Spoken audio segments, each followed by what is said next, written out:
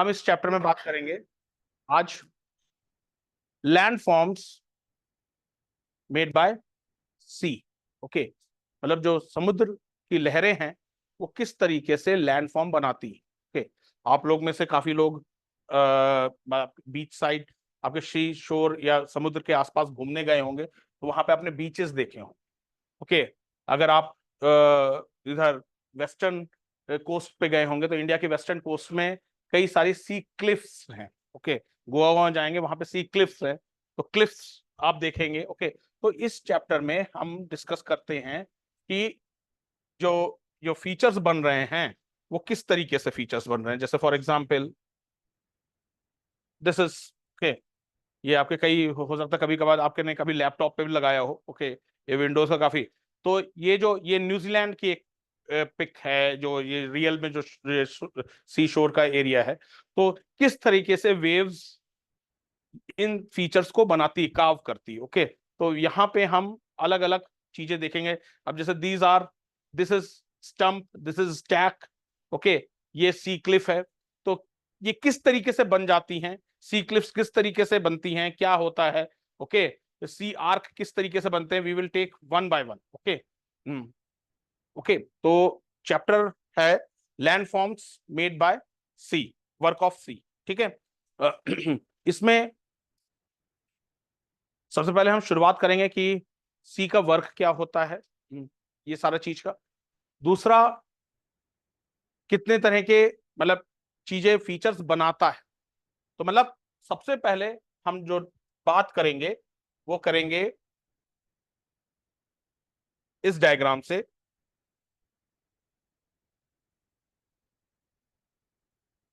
पहला हम देखेंगे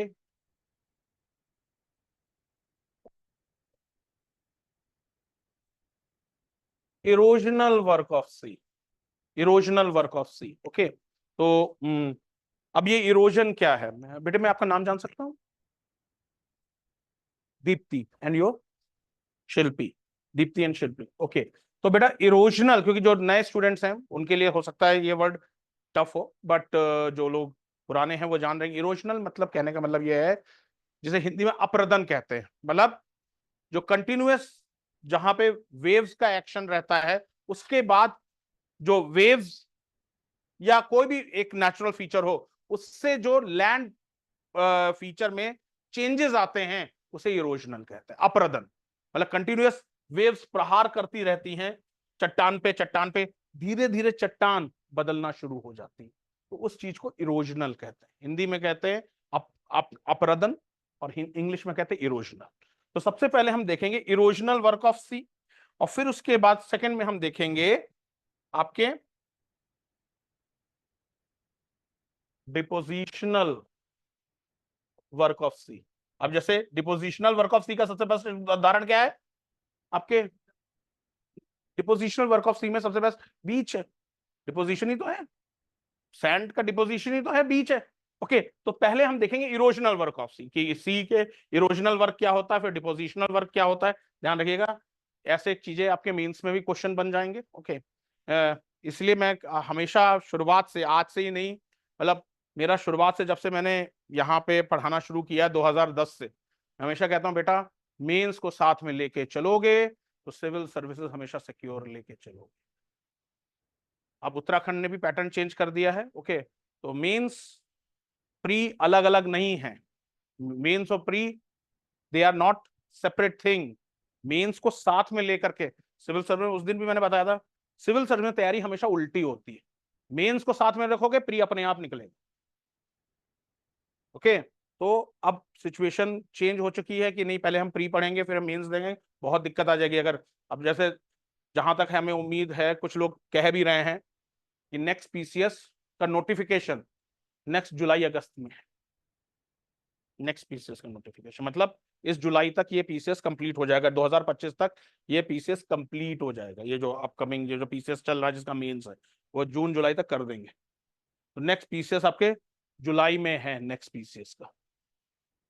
ओके, मतलब नेक्स्ट नोटिफिकेशन तो अब जुलाई में होगा, तो मान के चलें 2-3 महीने बाद उनका प्री होगा, और अगर सिचुएशन सेम इस साल की रहती है 3 महीने बाद मेंस होगा।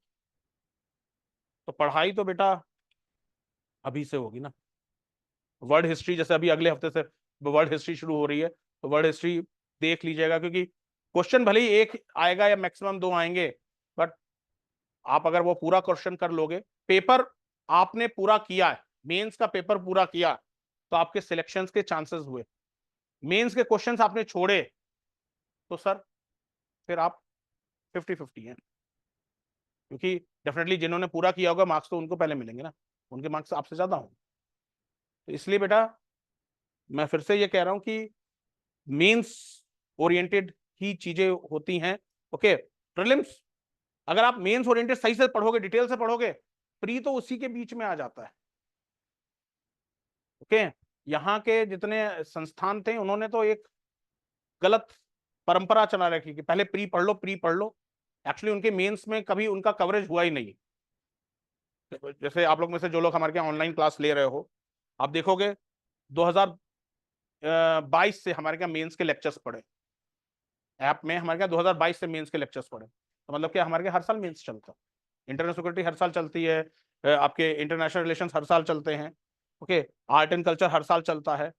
ओके, तो हम यहाँ पे जो पूर्णता जो सिविल सर्विस की तैयारी होती है वो आपको पूरा चीज कराएगी। ओके, बस थोड़ा बहुत आपको लग के पढ़ना पड़ेगा। ओके, आफ्टर ऑल मतलब ड्रीम आपका है। ओके, तो इरोजनल वर्क ऑफ सी में सबसे पहले आप लोगों से रिक्वेस्ट करूंगा गाइज, मेक मतलब चलिए मैं आपको ये डायग्राम भेज दूंगा। ओके, तो make a heading class landform made by sea, landforms made by sea. तो सी का जो लैंडफॉर्म्स होते हैं, इसमें जो मेन एक्शन होता है क्लास, वो होता है सी वेव्स। सी वेव्स, सी वेव्स कंटिन्यूअस स्ट्राइक करते हैं आपके जो सी शोर होता है, सी शोर होता है, और सी शोर्स में सी वेव्स की इंटेंसिटी है, अगर वेव्स की इंटेंसिटी ज्यादा है, वेव्स ऊंची हैं, वेव्स पावरफुल हैं, तो शोर कई तरीके से बदल जाता है। वेव्स हल्की हैं तो शोर उतना ज्यादा बदलता नहीं है।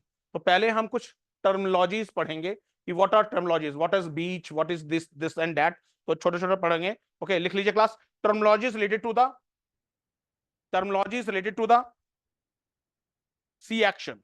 Terminology is related to the C action.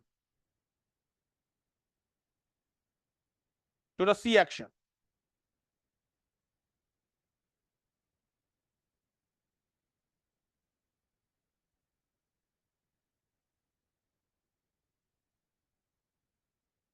देखिए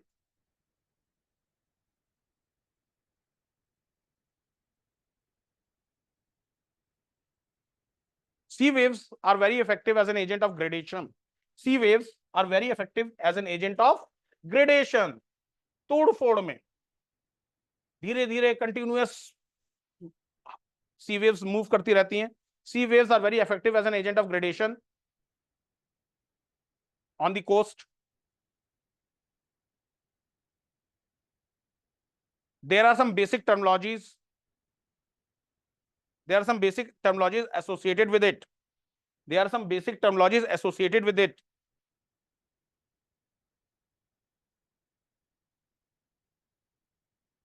There are some basic terminologies associated with it.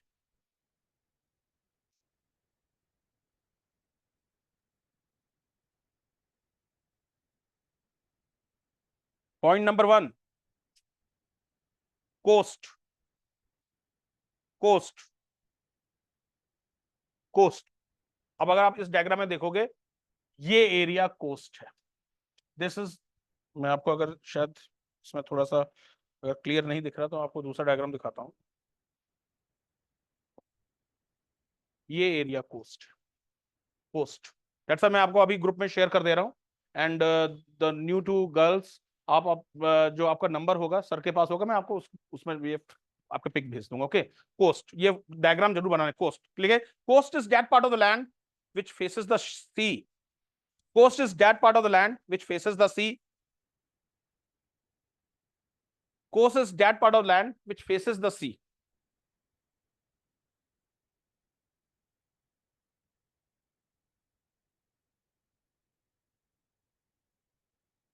Next, अब कोस्ट के बाद जो दूसरी चीज आती है वो आती है शोर। ओके, शोर इन जनरल तीन होते हैं। ओके, ये हो गया शोर, शोर। ओके, शोर। ओके, तो शोर यहां पे दो दिखेंगे, वैसे तीन होते हैं, बैक शोर, फोर शोर और ऑफ शोर। ओके, ऑफ शोर तो बीच में कहीं, हाँ यहां पे ऑफ शोर है, तीन जनरल। ओके, ऑफ शोर, बैक शोर, फोर शोर। बैक शोर में जहां पे आपके हाई टाइड का पानी पहुंचता है वो हुआ बैक शोर, जहां पे जब हवा के साथ पानी आता है, टाइड के साथ पानी आता है, जहां पे वो पानी पहुंचा वो बैक शोर। फोर शोर वो एरिया जो परमानेंटली हल्का सा पानी में डूबा रहता है, सी का, वो हुआ आपके फोर शोर।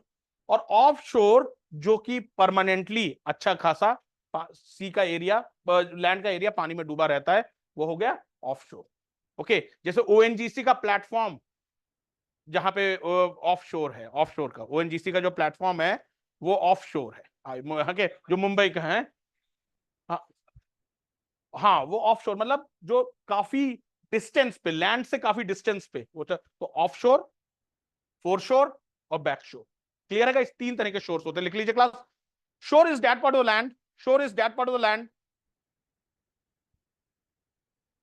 which is in close contact with the sea. Shore is that part of land which is in close contact with the sea.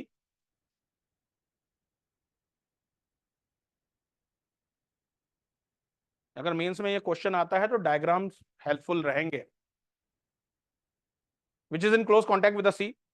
So sir, the place where advancing sea waves, the place where advancing sea waves, where the place where advancing sea waves can reach is called backshore. The place where advancing sea waves can reach, मतलब जब बड़ी waves आती हैं जहां पे reach कर जाती हैं वो बैकशोर हुआ। Advancing sea waves can reach is called backshore. And the area which is permanently, and the area which is permanently, which is permanently under the water is known as foreshore, is known as foreshore, is known as foreshore. Next line, the entire area which is made up of continental slope, the entire area which is made up of continental slope, which is made up of continental slope is called offshore. The entire area which is made up of continental slope, continental shelf and continental slope लिख लीजिए, continental shelf and continental slope is called offshore, is called offshore. ये मैं आपको submarine relief में पढ़ाऊंगा, पर ये diagram यहाँ पे बहुत समझने के लिए इंपॉर्टेंट है। ओके, ये समुद्र की गहराई किस तरीके से फीचर्स होते हैं, तो यहाँ पे देखिए क्लास, यहाँ पे डायग्राम में देखिए, ये तो हो गया, ये जो एरिया हो गया ये तो बीच का एरिया हो गया, ये बीच हो गया, ठीक है। यहाँ पे, यहाँ पे पानी जो आ रहा है वो हो गया आपके बैक शोर। फिर यहां से जो शुरुआत का थोड़ा बहुत एरिया हो गया ये हो गया फोर शोर, और जो इंटायर एरिया है कॉन्टिनेंटल स्लोप तक ये हो गया ऑफ शोर। इस तरीके से समुद्र की गहराई होती है। बीच, कभी अगर आप मतलब उम्मीद करता हूं हो सकता है आप गए हो, अगर नहीं गए हैं तो एक बार आपका अगर यूपीएससी में सिलेक्शन हो जाता है तब तो आपको भारत दर्शन ही होंगे। अदरवाइज कभी आप जब ट्रिप करेंगे शोर की ओर तो आप देखेंगे अचानक स्लोप हो जाता है लैंड, और ढाल होता होता होता इस तरीके से होता है आपके एक एरिया कॉन्टिनेंटल शेल्फ जो कि हल्का सा पानी में डूबा रहता है, फिर उसके बाद अचानक बिल्कुल डेप्थ में चीजें जाती है, उसे कहते हैं कॉन्टिनेंटल स्लोप। तो कॉन्टिनेंटल स्लोप के नीचे होता है आपके कॉन्टिनेंटल राइज, कॉन्टिनेंटल राइज, और कॉन्टिनेंटल राइज के नीचे समुद्री नितल कहते हैं। समुद्री नितल मतलब समुद्री प्लेन, बिल्कुल प्लेन, जैसे मतलब जैसे क्लास पृथ्वी के ऊपर चीजें हैं, जमीन के ऊपर चीजें, ठीक वैसे ही जमीन, हाँ, समुद्र के नीचे चीजें। सबसे पहले होता है प्लेन, फिर वहां से हल्का सा ऊंचाई शुरू होती, कॉन्टिनेंटल राइज। कॉन्टिनेंटल राइज थोड़ा थोड़ा धीरे धीरे ऊंचा होता रहता है, फिर अचानक हाइट पकड़ता है, उसे कहते हैं कॉन्टिनेंटल स्लोप। फिर कॉन्टिनेंटल स्लोप फिर धीरे से ग्रेजुअली बढ़ता है, उसे कहते हैं कॉन्टिनेंटल शेल्फ। तो कॉन्टिनेंटल शेल्फ में सबसे ज्यादा इन जनरल सी क्रिएचर्स और सी वेजिटेशन होती है। सी क्रिएचर्स और सी वेजिटेशन कॉन्टिनेंटल स्लोप में इसलिए ज्यादा, शेल्फ में ज्यादा होती हैं, क्योंकि यहां समुद्र की रोशनी आती रहती है। समुद्र की रोशनी धीरे धीरे स्लोप से कम होती जाती है, ओके, और कम होती जाती है, और एबिसल प्लेन में समुद्र की रोशनी, सूरज की रोशनी नहीं पहुंचती। जब सूरज की रोशनी नहीं पहुंच रही है तो वहां पे जीव जंतु, वेजिटेशन और आपकी जो लाइफ है, जो सी वाले क्रिएचर उतनी प्रोमिनेंट नहीं रहती, होती हैं पर उतनी प्रोमिनेंट नहीं रहती। जो सी वेजिटेशन होती है ना, वो इस कॉन्टिनेंटल शेल्फ में सबसे ज्यादा। जो फिशिंग इशिंग एरियाज है ना, मोस्टली कॉन्टिनेंटल शेल्फ्स में ज्यादा फिशिंग एरियाज होते हैं। ये फिलहाल फीचर्स मैं आपको सबमरीन रिलीफ में पढ़ाऊंगा, बट क्योंकि ये आपको कॉन्टिनेंटल ऑफशोर का बताया ना, तो ऑफशोर का मतलब है कॉन्टिनेंटल शेल्फ से लेकर के कहीं भी ऑफशोर। पहले ऑफशोर आएगा, फिर फोरशोर आएगा, और फिर बैकशोर आएगा। समझ में आ गया ना क्लास? बैकशोर, फोरशोर और ऑफशोर, समझ में आ गया ना क्लास? क्लियर है? ओके, लिख लीजिए class. The entire area which is made of continental slope is called offshore, full stop है। next heading डाली class, erosional work of sea waves। erosional work of sea waves, erosional work of sea waves।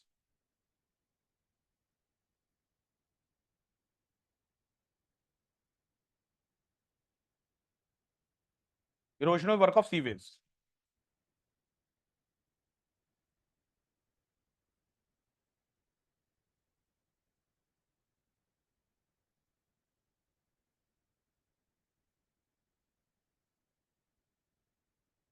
लिखे, the erosional work of sea waves depends upon the size and strength of waves। the erosional work of sea waves depends upon size and strength of the waves, depends upon size and strength of the waves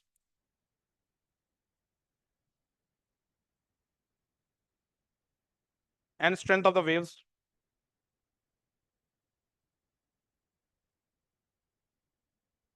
comma, seaward slope, seaward slope and height of the shore, seaward slope, seaward, SEAWARD, seaward slope,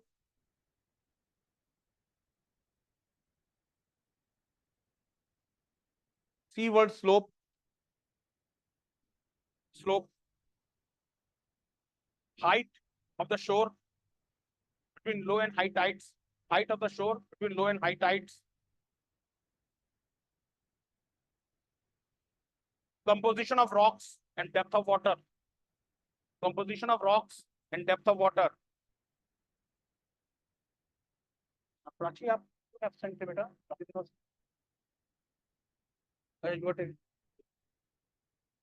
Ajit Sakshi, okay, okay।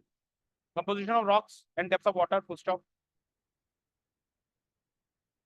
when the wave breaks, when the wave breaks along the shore, seashore rocks, when the wave breaks along the seashore rocks,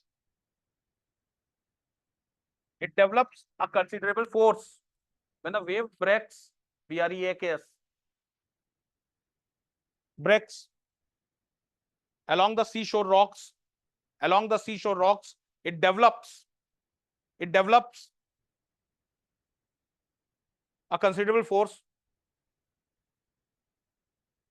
which is estimated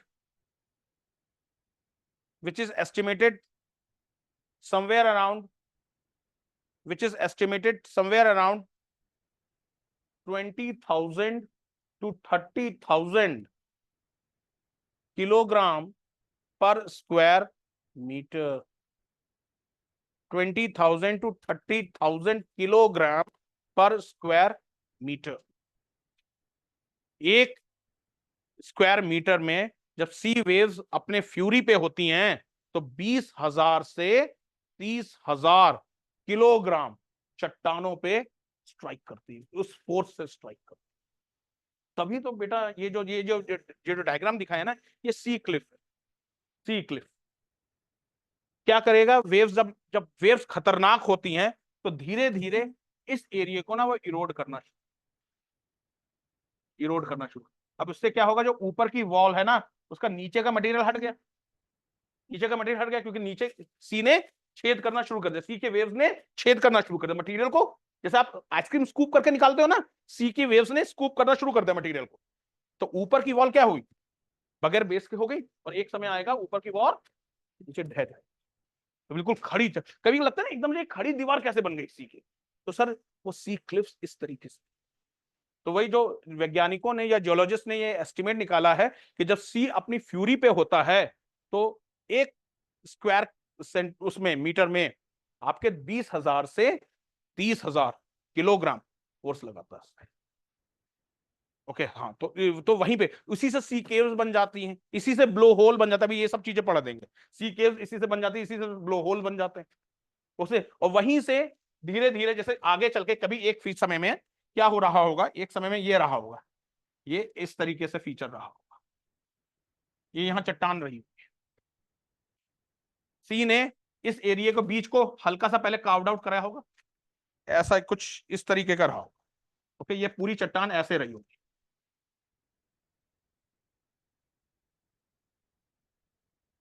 इस तरीके से ये चट्टान रही होगी। सी ने सबसे पहले इस एरिया में जगह बनाई होगी। ओके, फिर अगर ये उतना मजबूत रॉक नहीं होगा, ये गिर गया, फिर धीरे धीरे इसको भी इरोड कर दिया। तो आज आज हम इस फीचर को बोलते हैं, ज्योग्राफी में इस फीचर को बोलते हैं आज स्टैक या स्टम्प। ओके, और इस फीचर को बोलते हैं सी क्लिफ। हाँ जी, हाँ पिलर, मतलब भाई पिलर, सी पिलर या स्टैक, और स्टैक का छोटे पार्ट को स्टंप कहते हैं। स्टंप सबसे छोटा पार्ट, पिलर और स्टैक एक जैसा बड़ा पार्ट। ओके, और बाकी सी क्लिफ है। समझ में आ गया ना क्लास? ओके, ये सब चीज लिखवा दे रहा हूँ, चिंता ना करो, ये सब चीज आपको सिर्फ ओरली नहीं। ओके, वो होता है ना वैदिक लिटरेचर 2 में होता है ना, श्रुति एंड स्मृति। ओके, तो यहाँ आपको पूरा डिक्टेशन के साथ चीज मिलेगी, लिखे class. The sea waves are very effective in breaking the rocks. Sea waves are very effective in breaking the rocks when they are armed with loose rock fragments. When they are armed with loose rock fragments. When they are armed with loose rock fragments.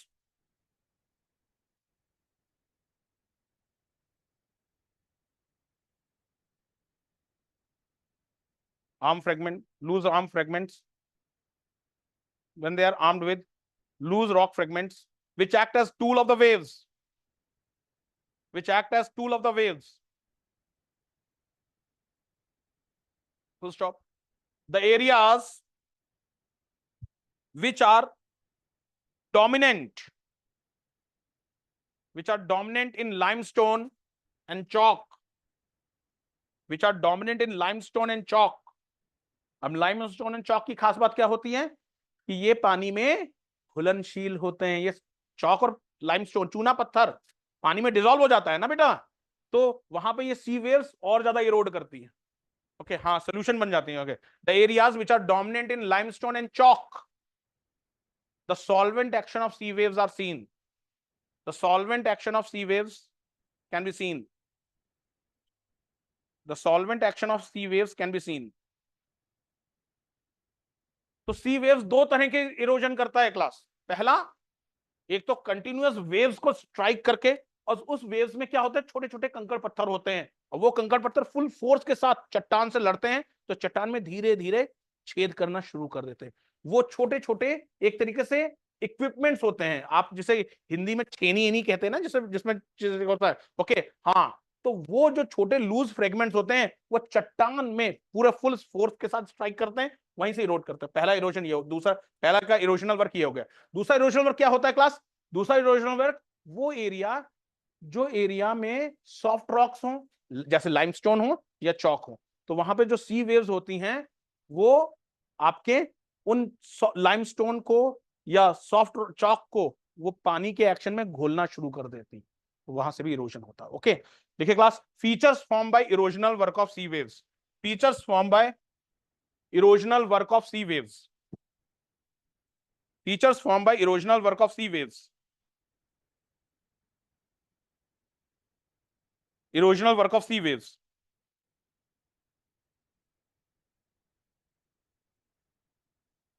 Number one, sea cliff, sea cliff, CLIFF, sea cliff, sea cliff समझ में आया ना बेटा? देखो, जैसे मैंने फिर से अभी एक चीज आपको बताई थी, इस तरीके से कुछ इरोड हो, सी क्लिफ ऐसे बनती है। सबसे पहले समुद्र क्या करेगा, कंटिन्यूस जो उसके वेव्स होंगी ना, वो ऊंची ऊंची करके यहाँ पे स्ट्राइक करेंगी, तो क्या होगा, ये एरिया में धीरे से एक छेद करेगा सी वेव्स। ओके, ऊपर की खड़ी चट्टान इस तरीके से, खड़ी चट्टान इस तरह, और ये जो एरिया है यहाँ पे कंटिन्यूअस सी वेव्स यहाँ पे स्ट्राइक करेंगी कंटिन्यूअस, और इस एरिया को क्या करती जाएंगी और डीप कर, हाँ So voice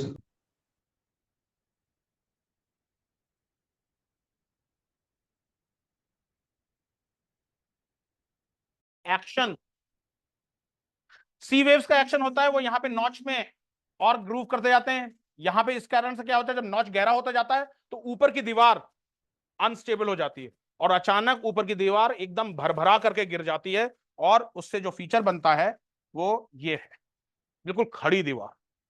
ओके, और यहाँ पे अगेन प्रोसेस वही हो जाएगा। अब जब ये खड़ी दीवार है तो सी अगेन एक्शन अपना फिर से शुरू कर, तो धीरे धीरे, मतलब जैसे मैंने कहा ना, ये जो स्टैक बना है या स्टंप है, यहां तक क्लिफ रही होगी, पर आपके समुद्र ने इस एरिया को बिल्कुल गायब कर।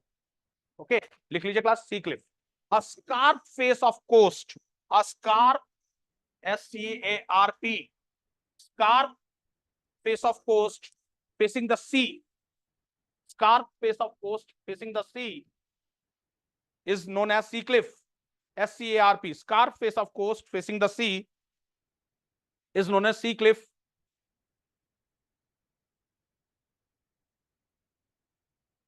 So in the beginning sea waves cut a groove, in the beginning sea wave cut a groove, एक छोटा सा छेद करती है, groove लिखा हुआ है, groove in the rock, in the rock at sea level, in the rock at sea level, which is known as notch, which is known as notch, NOTCH, notch.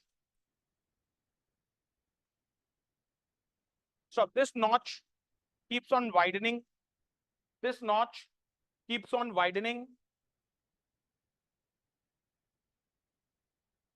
this notch keeps on widening with the passage of time, with the passage of time, and as a result the overhanging rocks become unstable, the overhanging rock become unstable and it falls into the sea, overhanging rock become unstable and it falls into the sea and forms sea cliff, overhanging rocks become unstable, it falls into the sea forming sea cliff. समझ में आ गया ना class, sea Cliff कैसे बनती है? समझा सकते हैं किसी को? पूछ लिया किसी ने कि ये सी क्लिफ कैसे बनती है, तो आप कहोगे कि सबसे पहले सी वेव्स नीचे के एरिया में गड्ढा करना शुरू करता है और वो गड्ढा और गहरा करता चला जाता है, इस कारण से ऊपर के जो रॉक्स हैं वो अनस्टेबल हो जाते हैं और वो ग्रेविटी के कारण, भाई नीचे सपोर्ट नहीं है ना, नीचे खोखला हो गया, वो एकदम गिर, तो खड़ी चट्टान। समझ में आ गया ना क्लास? यहाँ जितने लोग बैठे क्लियर है ना? Okay, class, sea cliffs keeps on receding towards land, important है, अंडरलाइन कर दीजिएगा, sea cliffs keeps on receding, RECEDING, receding towards the land under the attack of sea waves, under the attack of sea waves, sea cliffs keeps on receding towards the land,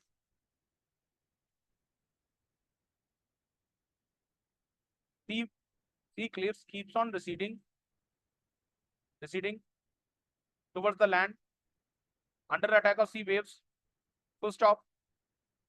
Several sea cliffs are found on western coast of India.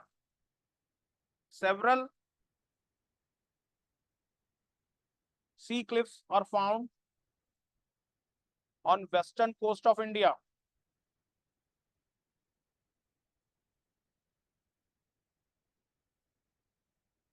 Western coast of India. Full stop. Next. A class. Sea caves. Sea caves. Sea caves.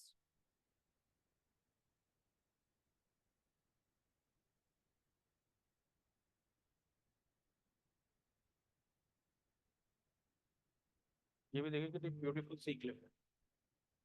ये सी Cliff है, ये सी केव है, ये C pillar या जो मैंने बोला stack. Okay, अब क्या करता है सी, यहाँ पे क्या करेगा सी का जो, यहाँ पे सी ने ये सी के वाटर वाटर एक्शन से उसने एक होल करना शुरू किया। ओके, वो धीरे धीरे पानी उस चीज को अंदर, अगर सपोज सॉफ्ट रॉक्स रहे तो वो और गहरा करता जाएगा और इस तरीके से समुद्र में एक गुफा बन जाए। हाँ, जो ये भी एक वो है, बट ये एक्चुअली एडिनबरा के साइड, इंग्लैंड के आपके स्कॉटलैंड की फोटो है ये, जहां से मैंने ये फोटो उठाई है, ये स्कॉटलैंड की फोटो है। ओके, किस फीचर में? ये वाली। अब डिपेंड करता है कि रॉक का स्ट्रक्चर कैसा है, हार्ड रॉक्स है ना, समझ में? पर ऐसा नहीं है कि ये परमानेंटली रहेगी, कई बार हो जाता है अगर सपोज, हाँ, जब सपोज काफी अंडर डेप्थ में चला जाएगा पानी तो वो अनस्टेबल भी हो सकती है। ओके, क्लियर है? तो डिपेंड करता है कि रॉक का स्ट्रक्चर कैसा है। ओके, क्लियर है गाइस? ओके, लिख लीजिएगा sea caves. Sea caves can erode soft rocks. Sea caves can erode soft rocks. Yes. अभी एस्चुरेज तो अलग चीज है। एस्चुरेज, एस्ट हाँ, एस्चुरेज, एस्चुरेज मैंने आपको, एस्चुरेज और सी केव्स बेटा दोनों अलग फीचर हैं। सी सी क्लिफ और एस्चुरेज, एस्चुरेज तो आपको मैंने अभी डेल्टा और एस्चुरेज में बताया था। हाँ हाँ, चलो ठीक है, मैं फिर से बता देता हूँ। देखो वहां पे, देखो वैसे बेटा सी क्लिफ और एस्चुरे का कोई कॉम्बिनेशन नहीं है, पर एस्चुरे वहां पे होता है जहां नदी थोड़े हाइट से समुद्र में मिल रही। डेल्टा वहां नदी बनाती है जहां जहां पे बिल्कुल जीरो लेवल पे नदी समुद्र से मिल रही। जब नदी बिल्कुल जीरो लेवल पे मिलती है, जीरो लेवल मतलब एंगल है ही नहीं, स्लोप है ही नहीं, तो नदी क्या हो जाती है, बहुत स्लगिशली बहती है। उसमें बालू बहुत होता है और वो नदी कई डिस्ट्रीब्यूटरीज में बट जाती है, तो वो डेल्टा बनाती है। बट वही अगर नर्मदा और ताप्ती की बात करे जाए तो नर्मदा ताप्ती एस्चुरेज बनाती है।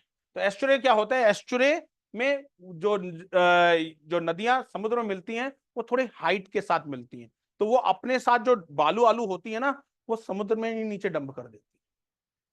वो लैंड टू सी का वो। ओके, तो समुद्र में बालू डंप कर देती, इस कारण से नर्मदा और ताप्ती, क्वेश्चन बनता ना मेंस का या प्री का क्वेश्चन बनता है ना कि वेस्टर्न कोस्ट पे उतना डेल्टा क्यों नहीं बनता, ईस्टर्न कोस्ट में डेल्टा क्यों बनता है? क्योंकि वेस्टर्न कोस्ट में जो नदियां है ना फास्ट मूविंग है, दूसरा फास्ट मूविंग है, थोड़ा हाइट के साथ अरेबियन सी में मिलती हैं, तो वहां पे वो बालू इकट्ठा कर ही नहीं पाती हैं।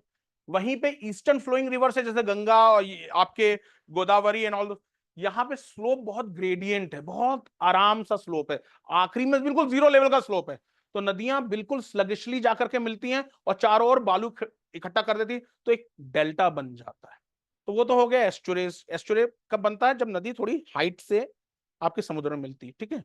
और सी केव्स का, सी क्लिफ का है, सी क्लिफ आपके वेस्टर्न कोस्ट में इसलिए है बिकॉज वेस्टर्न कोस्ट, अभी बताएंगे, वेस्टर्न कोस्ट के एक फीचर है, वेस्टर्न कोस्ट एक कंपाउंड कोस्ट है, जहां पे कुछ जगह कोस्टल ऑफ इमरजेंस है, कोस्टल ऑफ सबमर्जेंस, अभी इसी चैप्टर में हम कल पढ़ेंगे ये चैप्टर है। आपके west coast is compound coast, compound coast, इसे कंपाउंड कोस्ट कहते हैं। उसी कोस्ट में कुछ एरिया इमरजेंस है और कुछ एरिया सबमर्जेंस है। पर हम बता रहे, अब जैसे आपके मैं बता रहा हूं, जो आपका मलबार और मलनाड एरिया है, मलबार और मलनाड एरिया है, वो कंपाउंड कोस्ट में आ जाता है, कंपाउंड कोस्ट में आ जाता है। ओके, तो जो कंपाउंड कोस्ट होते हैं वहां पे सी क्लिफ्स ज्यादा पाए जाते हैं, सी क्लिफ्स, इसीलिए वेस्टर्न कोस्ट में सी क्लिफ्स ज्यादा पाए जाते हैं। What my point? ओके, देखिए class, sea waves can erode soft rocks much faster than the hard rocks. At several places, sea waves can erode soft rocks much faster than the hard rocks. At several places,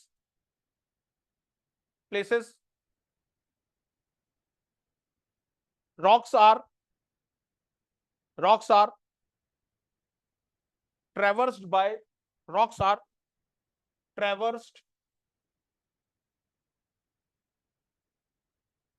by joints or band of weak rocks,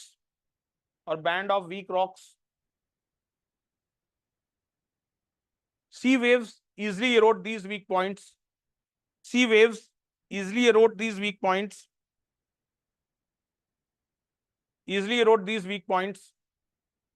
leading to formation of sea caves,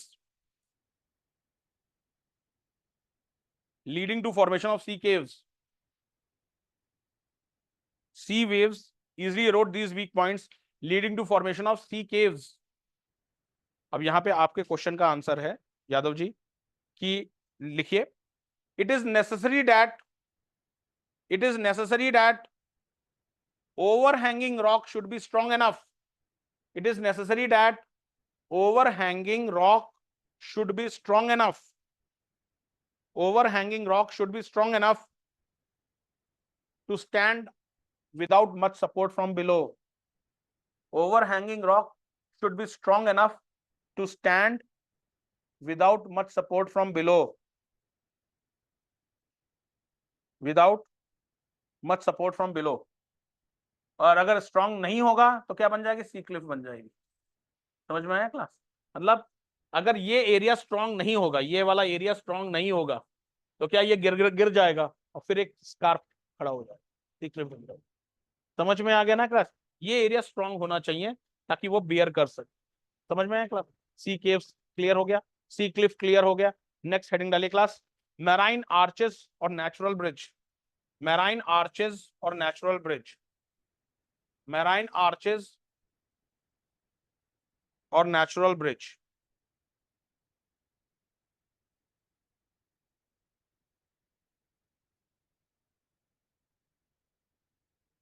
ये भी आपने कभी ना कभी आपके wallpaper में आया होगा आपके लैपटॉप के। ओके, ये एलिफेंट रॉक है न्यूजीलैंड। अभी क्लास के बाद पूछ लेना, बीच में you can ask me after the class. Okay, ये सब चीजें आई in general I am available till 7:30। Okay, hello, good evening. हाँ, इंस्पिरेशन से बोल रहा हूँ, बोलिए। ऑफलाइन या ऑनलाइन? मीडियम क्या होगा, इंग्लिश या हिंदी? इंग्लिश। और यूपीएससी करनी है या पीसीएससी करनी है? Okay, what's a good name? Ranjit, कहाँ, देहरादून से बोल रहे हैं? कहाँ से बोल रहे हैं? अमन भैया, देहरादून। ओके रंजीत, कल ऐसा करिएगा, कल आप आइएगा 2:30 बजे डेमो क्लास। हाँ, तो 2:30 से आपकी क्लास चलेगी 7 बजे। हाँ सर, हमारे यहाँ क्लास का ड्यूरेशन यही है। ओके, हाँ 3 क्लासेस। हाँ हाँ, 1:30 बजे। हम रंजीत आपको थोड़ी देर में कॉल कर रहे हैं, मैं इसमें लेक्चर में हूँ। अभी आपको 6 बजे के आसपास कॉल कर, ठीक है? ओके, तो अब ये क्या है, इसे आप मैराइन आर्च भी कह लो या ब्रिज भी कह लो। ओके, ये इसमें सी का एक्शन क्या करेगा? सी का एक्शन क्या रहेगा? आपका सी का जो वाटर है वो इन रॉक्स को बीच में इरोड करेगा, इन रॉक्स के बीच को इरोड करेगा। और वहां पे अगर वो उस एरिया में कोई सॉफ्ट बैंड ऑफ रॉक्स है तो वो इरोड हो जाएगा और वो बीच में जगह बना, और इस कारण से ये एक आर्क बन जाएगा, arc. Okay, I hope you must be aware of the arc. Okay, एक आर्क बन जाए, एक आर्क बन जाए। उस ऊपर के एरिया को, जब आर्क बना है तो ऊपर के एरिया को क्या बन जाएगा, ब्रिज, ये ब्रिज। ओके, तो इस फीचर को सी आर्क, और ये फेमस एलिफेंट रॉक है न्यूजीलैंड का। ओके, लिख लीजिए क्लास, मैराइन आर्च और natural bridge. A marine arch और natural bridge is formed, a marine arch और natural bridge is formed when sea waves working from opposite directions, when sea waves working from opposite directions are able to cut through the caves. Sea waves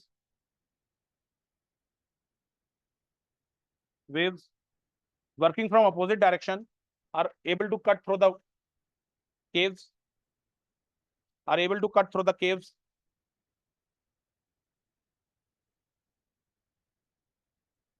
cut through the caves.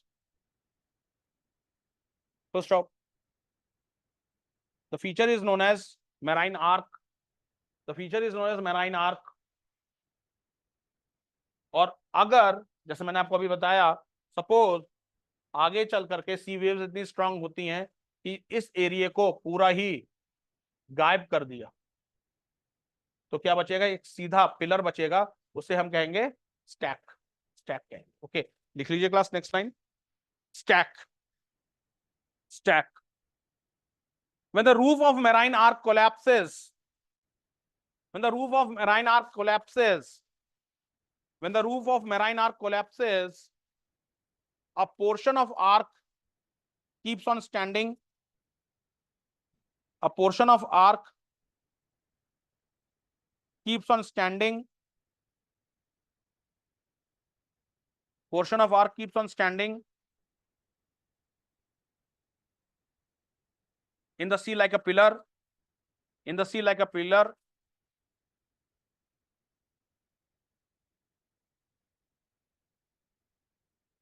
like a pillar. This is known as sea pillar or stack. This is known as sea pillar or stack, stack.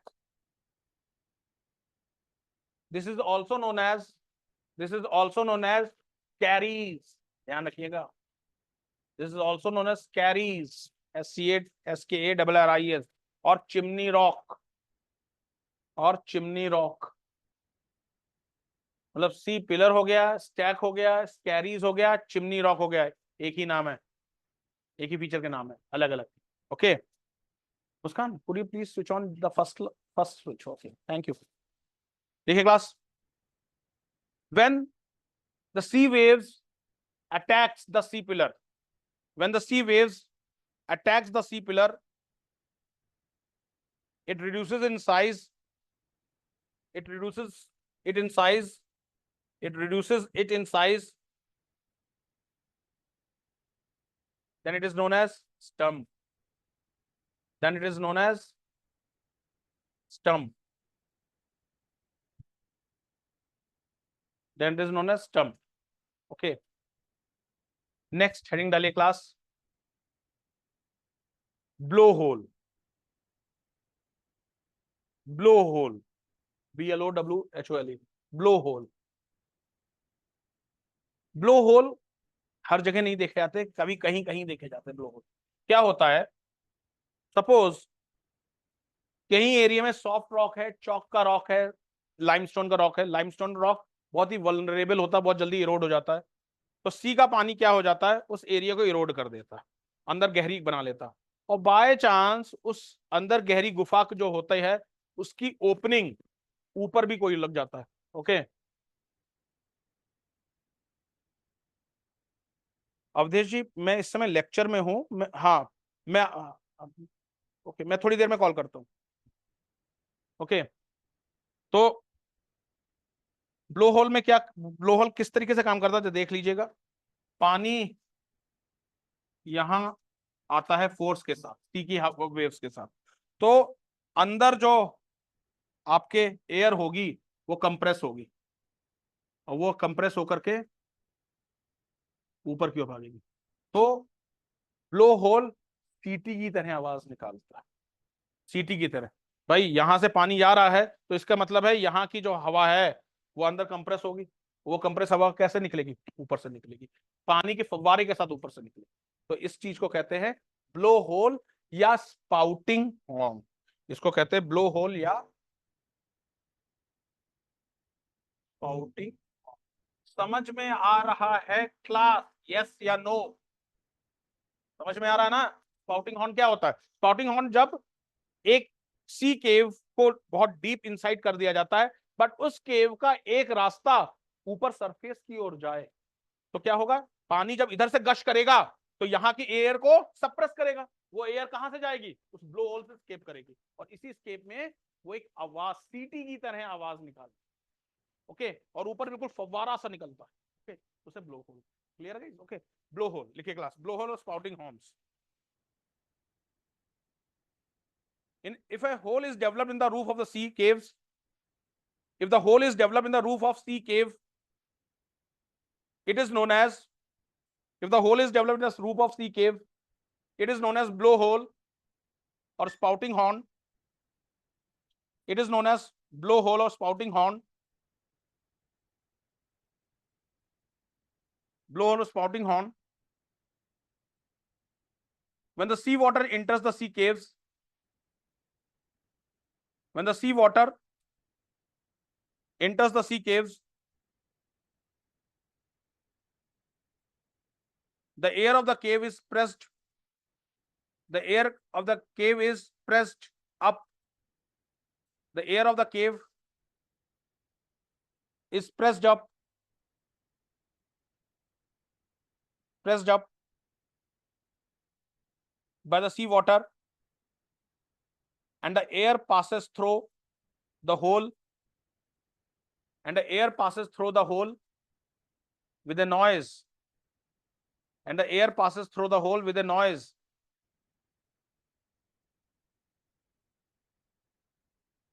So stop. Spouting horn is the name given. Spouting horn is the name given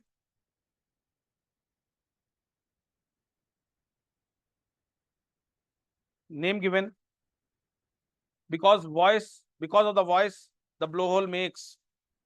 Because of the voice the blowhole makes.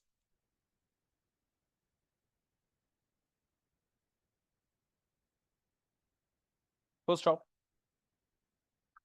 Clear है guys? Okay. Clear? Yes बेटा। ये सी caves का होता है। Okay, देखिए mostly सी caves होती है, but ब्लोहोल तब बनता है जब सी केव का कोई पार्ट, सी केव का कोई हो पार्ट ऊपर से कनेक्टेड। अगर ये ऊपर से कनेक्टेड नहीं है, सपोज ये इसी तरीके का है, मतलब suppose it is like this, it is like this, मतलब it's like there is no connection, तो it is nothing but sea cave, it is nothing but sea cave. But अगर यहां से कोई पार्ट इस सी केव का ऊपर की ओर कनेक्टेड है ना, तो फिर बात वही है ना कि पानी जैसे इंटर करेगा, पानी के साथ एयर कंप्रेस होगी, एयर कंप्रेस होगी तो एयर यहाँ से गश करेगी, और वो सीटी की तरह। भाई सीटी अगर आप विसल करते होंगे, जब तक आप फुल एयर प्रेशर नहीं डालते होंगे सीटी पे, विसल बजती कहाँ है? वही चीज है ब्रो। समझ में आ गया ना क्लास? कोई डाउट तो नहीं? ओके, क्लियर है? ओके, हेडिंग डालिए क्लास, ये हो गए erosional feature of sea. Okay, heading डालिए class, depositional feature of, depositional feature of, depositional feature of, depositional feature of.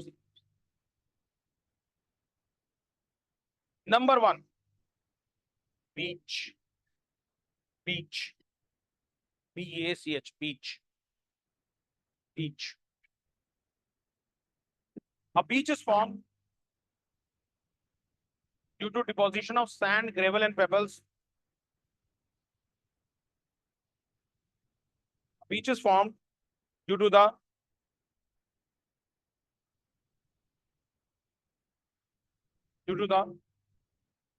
deposition of sand, gravel, and pebbles on the shore. Deposition of sand, gravel, GRAVEL, and pebbles. Pebbles. Pebbles on the shore.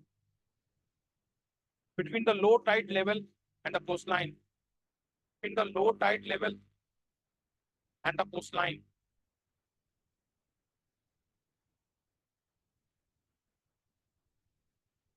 Between the low tide level and the coastline. So stop. A beach grow in size.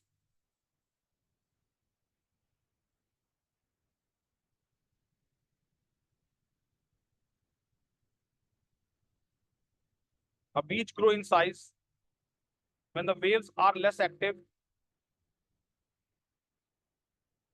The waves are less active, but it may be completely destroyed by strong waves in a storm. But it is completely destroyed by strong waves in a storm.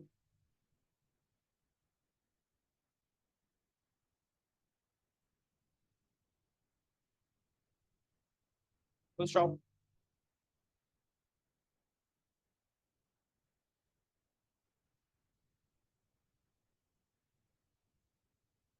The longest beach in the world, the longest beach in the world is Praia di Cassino. Praia di Cassino. Spelling correct कर लीजिएगा class, ये are नहीं, okay. Praia di Cassino in Brazil. Praia di Cassino in Brazil, which is around 240 kilometer long. 240 kilometer long,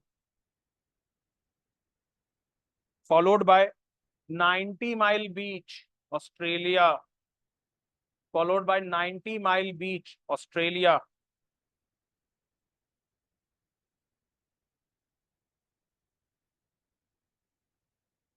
"90-mile beach, Australia, around 144 kilometer.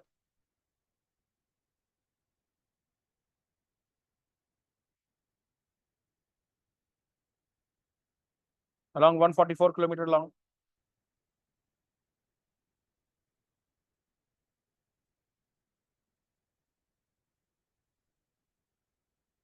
देखिए, third है COX बाजार बीच, COX, COX, COX, COX बाजार बीच, COX बाजार. Where is Cox's Bazar? Bangladesh. Very good. Cox's Bazar Beach, Bangladesh. Cox's Bazar Beach.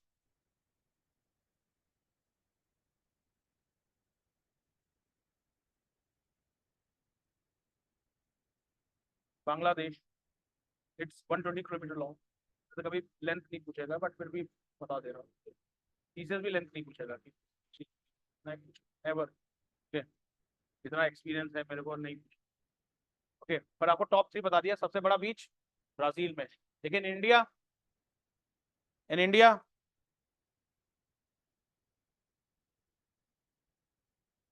the longest beach is the Marina Beach. The longest beach is the Marina Beach. Beach is the Marina Beach. Beach in Chennai. In Chennai.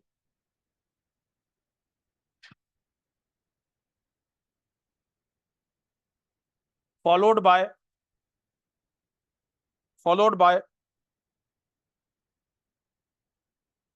Colva, COLVA.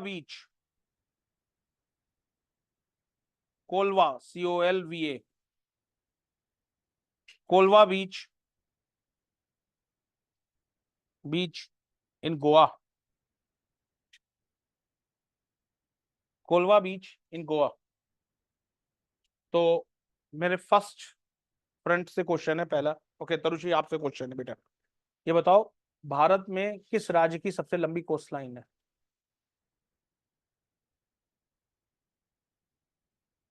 अब आपका नाम जो है ना, गुजरात बोला ना, उनका नाम तरुषी ही बोलेंगे. ओके, तो क्वेश्चन जिससे था, very good, Gujarat, followed by Andhra Pradesh या तमिलनाडु? तमिलनाडु एंड आंध्र प्रदेश। ओके, ध्यान रखिएगा, लिख लीजिए class. The longest coast line in India is in Gujarat, followed by Tamil Nadu and Andhra Pradesh, followed by Tamil Nadu and Andhra Pradesh.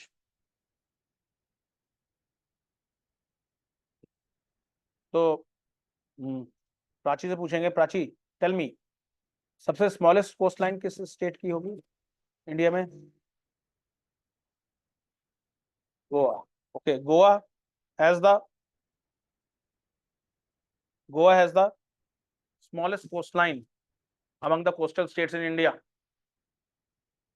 Has the smallest coastline among the coastal states in India.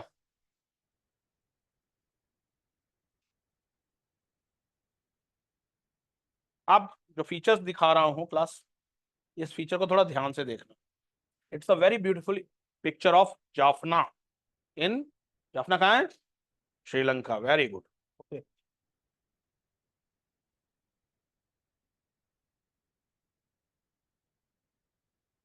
ये श्रीलंका की satellite image है। Okay okay, Jaffna, जहां पे LTTE active था। Okay, yes sir, yes ma'am.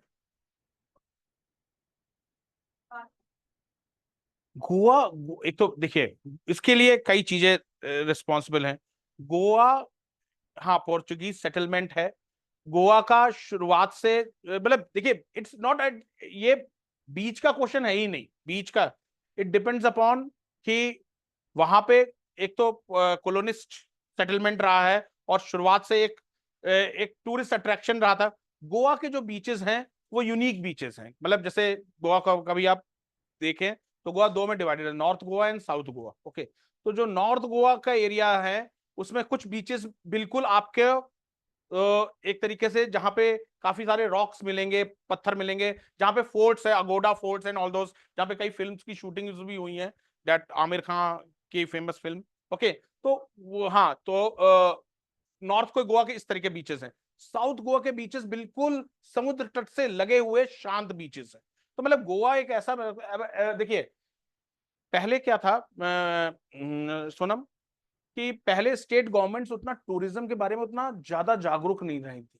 अब state governments tourism के बारे में जागरूक हैं, तो अब धीरे धीरे अदर स्टेट्स भी बीचेस को प्रमोट कर रहे हैं। जैसे आप आप नीचे तमिलनाडु चले जाइए, आप केरला चले जाइए, केरला के जो त्रिवेंद्रम बीचेस हैं, ओके, जबरदस्त उसका प्रमोशन भी होता है और वहां पे बहुत ज्यादा भीड़ होती है आपके केरला के बीचेस की। ओके, वही चीज अंडमान अपने आप चीजों को प्रमोट कर रहा है। तो गोवा ने शुरुआत से, भाई गोवा का जो सेटअप हुआ है ना, गोवा 1961 में इंडिया का पार्ट बना, 1961 में इंडिया का पार्ट बना और 1987 में उसको स्टेटहुड मिला। तो 87 जरा सा छोटा सा स्टेट, उसके लिए मेन चीज था उसका टूरिस्ट अट्रैक्शन। और यही रीजन है गोवा में पेट्रोल पर वैट सबसे कम है। सही बोला है, 61 में 87 में ही स्टेट, ओके, 87 में ही है। ओके, गोवा पार्ट बना। ओके, स्टेटहुड मिला गोवा का, ठीक है, यूनियन टेरिटरी से अलग से स्टेट बना। हाँ, तो कहने का मतलब ये है बेटा कि गोवा गोवा का अब गोवा अगर आप कभी जाते हैं क्लास, तो गोवा में आपको आसानी से 2 व्हीलर और 4 व्हीलर मिल जाएगा। पेट्रोल वहां सबसे सस्ता, क्योंकि पेट्रोल पे वहां वैट, इंडिया में सबसे मिनिमम वैट गोवा में है। शॉप से मिल जाता है वहां पे गोवा में।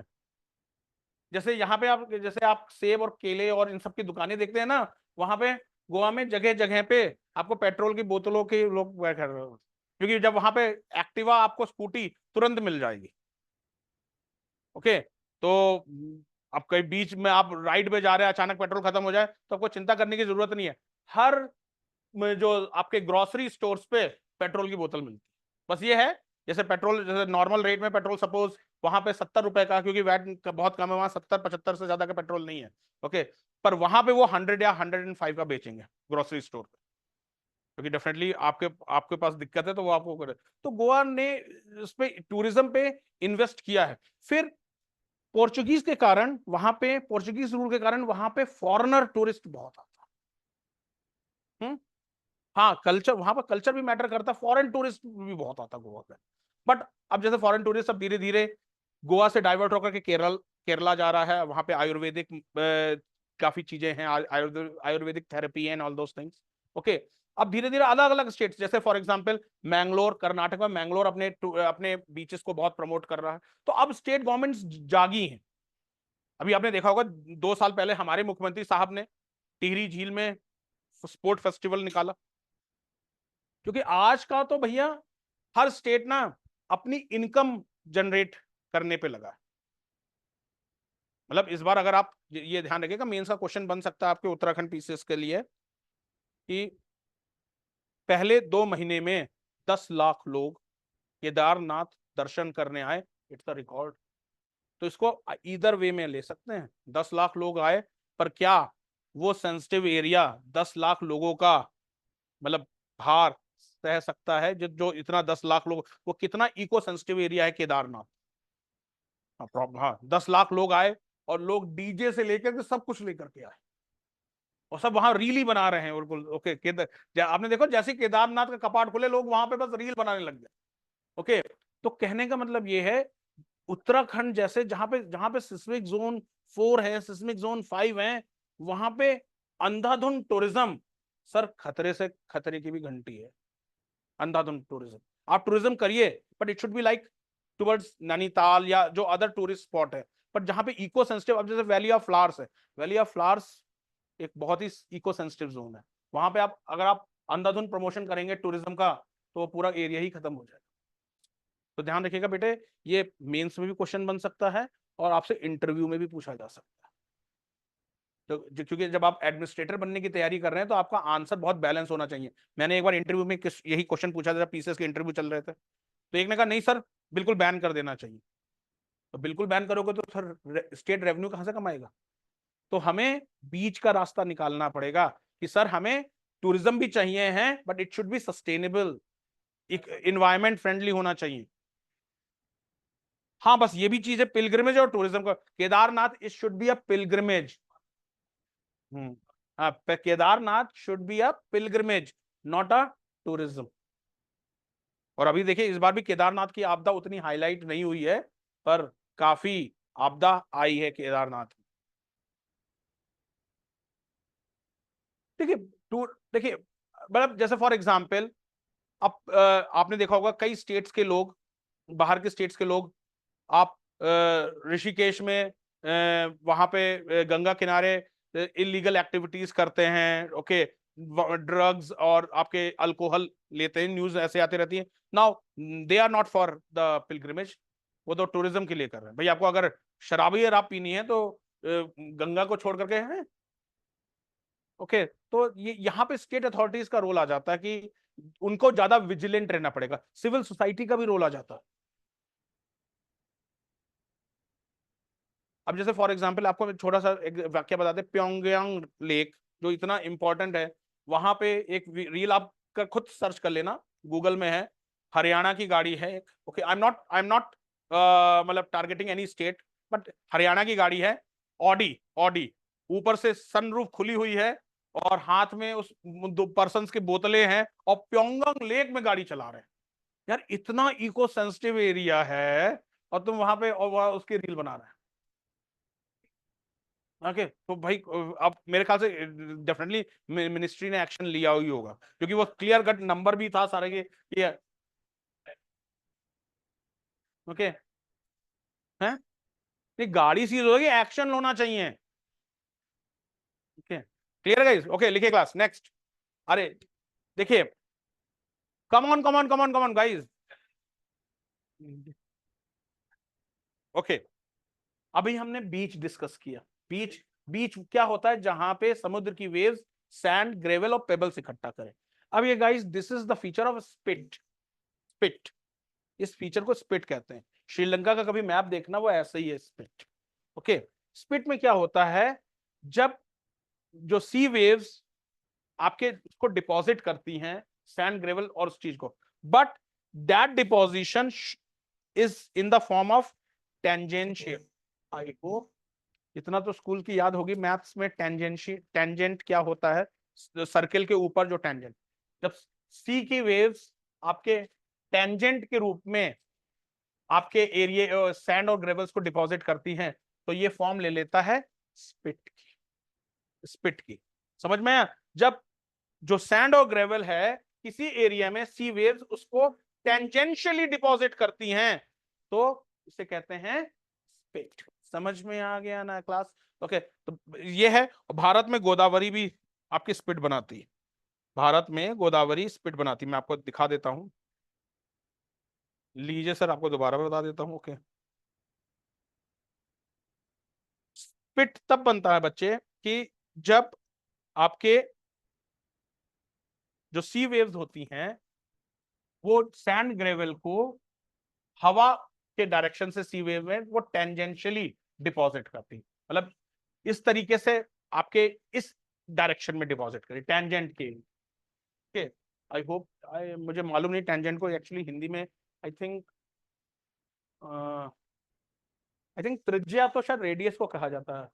नहीं, यहाँ तो आप सब इंग्लिश मीडियम है, फिलहाल टेंजेंट ही याद रखिए। ओके, तो टेंजेंशियली जो डिपोजिशन होता है उसे कहते हैं स्पिट। ओके, इंडिया में गोदावरी भी क्लास स्पिट बनाती है। मैं आपको एंगल दिखा देता हूं एटलस का।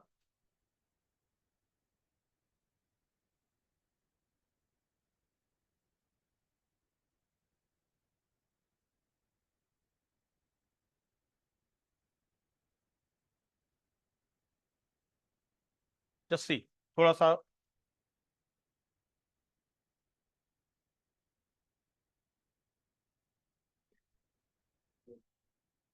फीचर बता रहा हूं। ओके, फीचर बता रहा हूं, दिस इज ओके। ये स्पिट बनाती है, स्पिट। समझ में आएगा? क्लियर है? ये स्पिट बनाती है। ओके, समझ में है? तो डेल्टा, डेफिनेटली गोदावरी डेल्टा है, पर स्पिट का है। Okay, spit is a typical feature. Okay, जब वो टेंजेंशियली डिपॉजिट होता है तो स्पिट बनता है। समझ में आया क्लास? ओके, ले class. Spit is a ridge और embankment. Spit is a ridge और एम्बैकमेंट, रिज और एम्बैकमेंट, EMBANKMENT, रिज और एम्बैकमेंट। देखो, ये ब्लो होल की फोटो थी, मैं दिखाना भूल गया। This is the blow hole photo. Ridge, ridge, RIDGE, ridge और एम्बैकमेंट।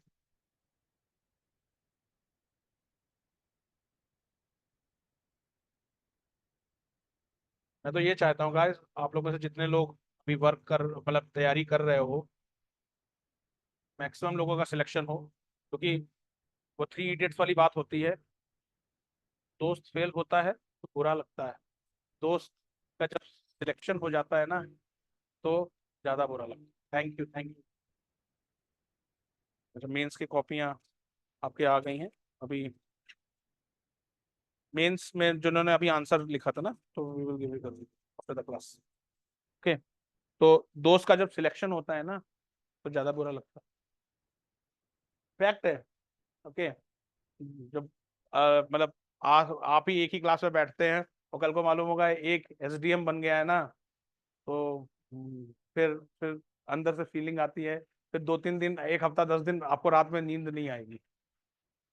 रात में नींद रात में नींद नहीं आती। ओके, कि चीजें क्या है, तो वही मैं चाहता हूँ क्लास। अभी आपकी मेहनत है। ओके, अभी आपकी जबरदस्त मेहनत है। ओके, फिर उसके बाद सिलेक्शन ले लीजिए, everything will be fine. Okay, बस अभी कुछ 1 साल, मतलब 12 months, और टेक माई वर्ड क्लास, कुछ सालों बाद अगर आप सही जगह सेटल हो गए, सही जगह सिलेक्शन हो गया, कुछ सालों बाद आपको मालूम भी नहीं चलेगा ये, मतलब कितने साल, 3-4 साल, 3 साल, 4 साल, 5 साल। अभी लगता है ना, और ये 2 साल हैं, 3 साल हैं। मैं कभी अपने अगर बैक फ्लैश में देखता हूँ तो मालूम नहीं चल, 2010 से मैंने शुरू किया था संस्थान, 2010, and today is 2024, 15 years। Okay, मतलब अभी जो प्रतीक पुंडीर सिलेक्ट हुए हैं PCS में, मतलब one of my oldest student Prateek Pundir, उसने मेरे को उस बिल्डिंग में एडमिशन लिया था जब मैं जहां पे मैं किराए पे पढ़ाता था करणपुर में, मतलब ये मैंने 2014 में बिल्डिंग परचेज की है, ये बिल्डिंग।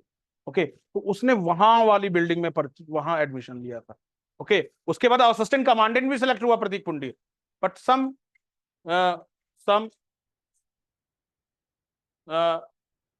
सम मेडिकल रीजन वो असिस्टेंट कमांडेंट में नहीं गया। 2 बार पीसीएस भी दिया, पर पीसीएस फाइनल सिलेक्शन नहीं हुआ। यही यही चीज टफ हो जाती है, पर लगा रहा, जुटा रहा, तीसरी बार पीसीएस।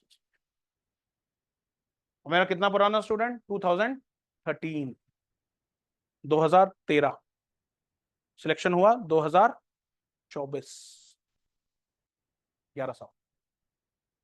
क्योंकि अमूमन बता दूं क्लास इन जनरल 3-4 साल तो ना, जो लोग बच्चे जल्दी आते हैं ना, जल्दी 3-4 साल तो उन्हें लगता है कि हाँ हम कर लेंगे, मजे कर लेंगे, अरे सब कर लो बस, सब चीज आराम से हो जाएगा। जब पहला अटेम्प्ट देते हैं, प्री नहीं होता है, थोड़ी आंखें खुलती हैं और मेहनत करते हैं। फिर नेक्स्ट अटेम्प्ट देते, प्री देते हैं, पर मेंस में गाड़ी रुक जाती है। ओके, फिर अपना पूरा एक्सपीरियंस के साथ तब लगते हैं, तब फाइनल सिलेक्शन निकालते हैं। और कुछ लोग जो एक बार में निकाल ले जाते हैं ना, वो दूसरों के गलतियों से सीखते हैं और वो गलतियां नहीं होने देते। बस मैं ये चाहता हूं आप ये चीज पे फोकस करो। क्यों बेकार में पंचवर्षीय योजना बनानी, 5 ईयर प्लान बनाना कि हाँ अभी आज एडमिशन लिया सर ने 2000। भाई देखो सिंपल बात, हमारा रूल तो है, वंस यू आर इनरोल्ड, अगर आप फाउंडेशन बैच में इनरोल्ड हो तो हम आपसे दोबारा फीस लेते ही नहीं है। Once the student is enrolled, यहाँ पे मेरे पास कई एग्जांपल्स हैं, मेरे पास बहुत पुराने पुराने स्टूडेंट्स हैं। ओके, कोनार्क जी 2023 जून ना, 23 जून। ओके, बहुत और भी बहुत पुराने स्टूडेंट्स। ओके, तो हम दोबारा किसी से फीस नहीं लेते, बट ये थोड़ी ना कि सर दोबारा फीस नहीं लेंगे, कि चलो सर पहले 2-3 साल ऐसे ही वार्म अप करते हैं, उसके बाद फिर हम मेहनत करना शुरू करें। बेटा इस एग्जाम को जितनी जल्दी निकाल लो ना, उतना बेटर है। यूपीएससी से लेके यूपी पीसीएस और उत्तराखंड पीसीएस हर अटेम्प्ट में सिलेबस चेंज कर रहा है, हर अटेम्प्ट में सिलेबस चेंज कर रहा है। पहले कुछ और सिलेबस था, अब कुछ और सिलेबस हो गया, अब कुछ और सिलेबस हो गया। तो मतलब जितना सिलेबस चेंज हो रहा है, प्रेशर किसके ऊपर आ रहा है, आप ही के ऊपर आ रहा है प्रेशर। तो इस एग्जाम को जितनी जल्दी निकाल लो ना, उतना बेटर है। इसलिए मैं आप लोगों से बार बार बोलता रहता हूँ, यहाँ और कोई टीचर नहीं बोलेगा। क्यों नहीं बोलेगा? बिकॉज वो यहाँ फैकल्टी है, उन्हें आप उन्हें मत उन्हें बस बेस्ट पढ़ाना है, बाकी और ये देखना है कि आपको समझ में आ जाए। मेरे को आपसे सिलेक्शन चाहिए। इस बार 17 है, अगली बार टारगेट करेंगे कि हाँ मतलब 30 से लेके 35 के हो, जेन्युइन हो। हम वो नहीं कह रहे हैं, उनकी तरह नहीं कह रहे हैं 100 हुए हैं 30 हुए हैं, सब इंटरव्यू छाप दिया उन्होंने, सारा का सारा इंटरव्यू छाप दिया, 100 हुए हैं 30 हुए हैं। सीधे कह दो ना 189 हुए हैं, जितने हुए हैं सब हमारे ही हुए हैं। सीधे सीधे ये कहो कि 189 जितने हुए हैं।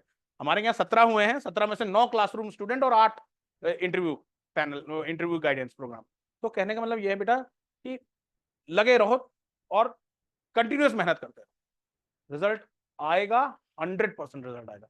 सिविल सर्विस ऐसा नहीं है क्लास कि टॉपर्स का एग्जाम होता है, बहुत एवरेज स्टूडेंट भी सिविल सर्विस में निकलते हैं, बहुत एवरेज स्टूडेंट निकलते हैं। बस मेहनत करने का जज्बा होना चाहिए।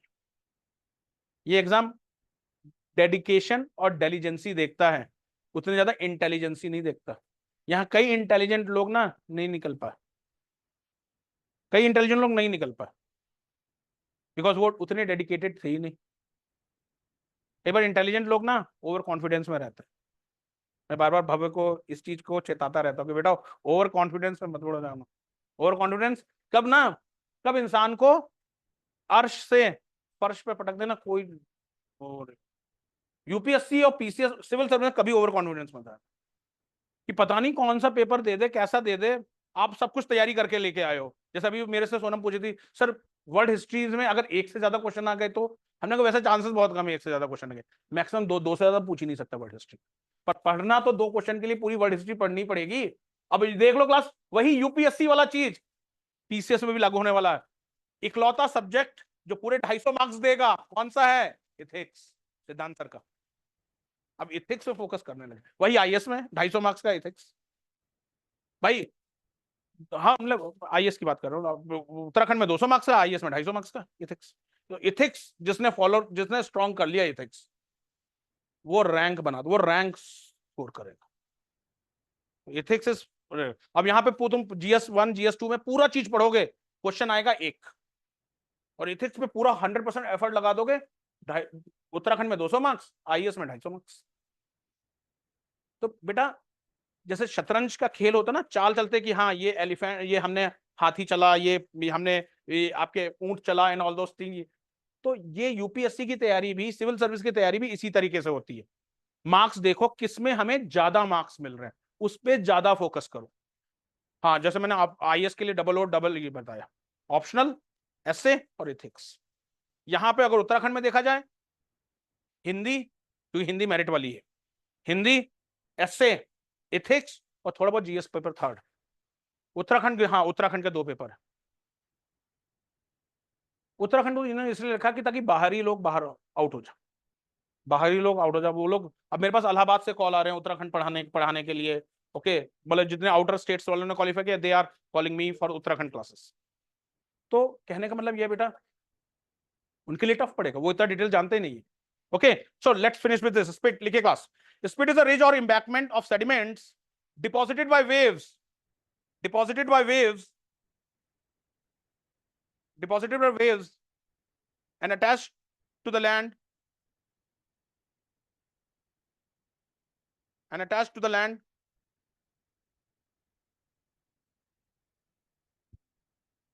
at one end, attached to the land at one end, and projecting in the open sea, and projecting in the open sea at the other, projecting in the open sea at the other,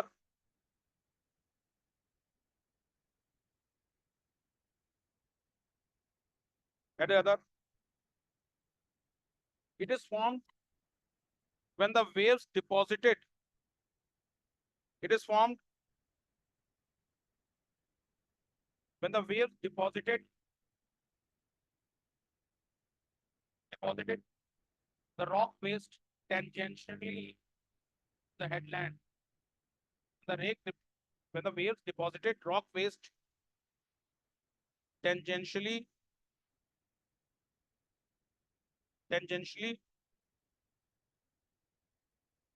to the headland. समझ में आ गया ना? वो जो मैं आपको जाफना की picture दिखाई थी, ओके, जब वेव्स टेंजेंट के रूप में, tangentially to the headland, HEADLAND, headland. Okay, जिसको अगर डाउट हो एक बार फिर से वो पिक्चर देख लो श्रीलंका की। Okay, the things would be clear. Okay, ये हेडलैंड है, जब वेव्स रॉक वेस्ट को या सैंड ग्रेवल को टेंजेंशियली डिपॉजिट करती हैं तो इस पिट पर। क्लियर है गाइस? ओके, यहाँ पे रोक रहा हूँ सर, आपके आ चुके हैं एथिक्स इंटीग्रिटी वाले स्टूडेंट्स। ओके, तो क्लास प्लीज क्लास, अब चाहे आप उत्तर प्रदेश PCS दे रहे हो, चाहे आप उत्तराखंड PCS दे रहे हो, चाहे आप IAS का दे रहे हो, तीनों पेपर, तीनों एग्जाम्स में ethics integrity is now play a very important. Okay, पूरा उसमें 200 मार्क्स हैं, उत्तर प्रदेश में 200 मार्क्स हैं और IAS में 250 मार्क्स।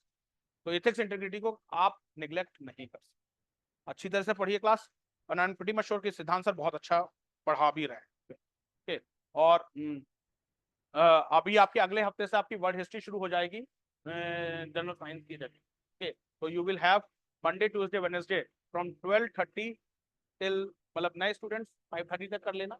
ओके, अभी आपके ऊपर है, जो नए स्टूडेंट्स हैं अभी जिन्होंने अभी ज्वाइन किया है, कि एथिक्स इंटीग्रिटी वर्ल्ड हिस्ट्री की 2:30 बजे से। अभी आपके ऊपर है कि बेटा आप एथिक्स इंटीग्रिटी चाहे तो छोड़ सकते हो, क्योंकि बिकॉज एथिक्स इंटीग्रिटी के लिए ना पॉलिटी का होना बहुत जरूरी है। तो बेटा अभी पॉलिटी हुई नहीं, अभी तो ना अभी ज्वाइन किया है ना, तो मैं नए स्टूडेंट को तो मैंने पहले ही कह रखा है कि अभी आप स्किप कर सकते हो, जब आपकी पॉलिटी एक बार हो जाएगी ना तो एथिक्स समझ में आने लगे।